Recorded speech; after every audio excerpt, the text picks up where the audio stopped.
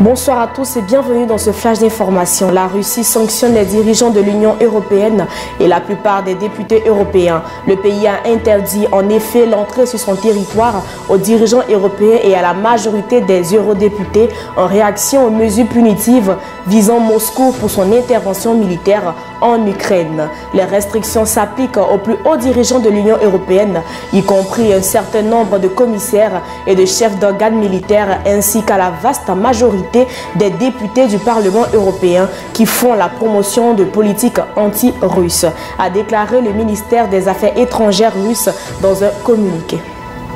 2 Palestiniens ont été abattus ce jeudi 31 mars par les forces israéliennes au cours d'une opération en Cisjordanie, annonce le ministère palestinien de la Santé.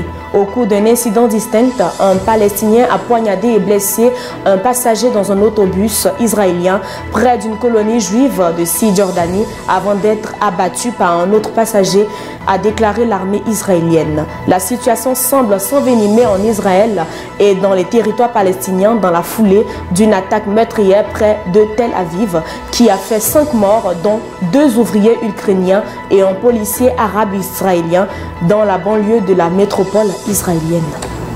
Le chef d'état-major adjoint des rebelles du FAC lors de leur attaque d'avril 2021 qui a coûté la vie à Idriss Déby et qui avait ensuite gagné l'UFDD, un autre groupe armé, vient de se rallier au pouvoir de transition tchadien selon les sources concordantes. Âgé de 59 ans, le colonel Nick Cross a été de toutes les rébellions qui ont émaillé l'histoire de son pays. Son ralliement au pouvoir suscite un début de polémique. Le colonel Nick Cross avait rejoint la rébellion du Frolina 1979 à l'âge de 6 ans. Il a ensuite roulé sa bosse dans l'armée, puis d'un mouvement rebelle à l'autre, jusqu'à son ralliement au FAC de Mahamat Mahdi Ali il y a 2 ans où il a été nommé chef d'état-major adjoint. Un mot de sport avant de refermer ce flash. Sharafeddine Amara, président de la Fédération algérienne de football, FAF, a démissionné ce jeudi 31 mars 2022 après l'élimination des Fennecs face au Cameroun, brisant le rêve des Algériens d'aller à la Coupe du Monde au Qatar. Sharafeddine Amara a rendu publique sa démission lors d'un point de presse.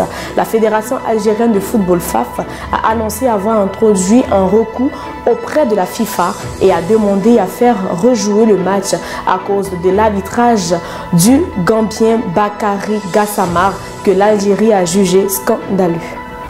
C'est la fin de ce flash. Merci de nous avoir suivis. Bonne suite de programme sur Vision 24 TV. À très bientôt.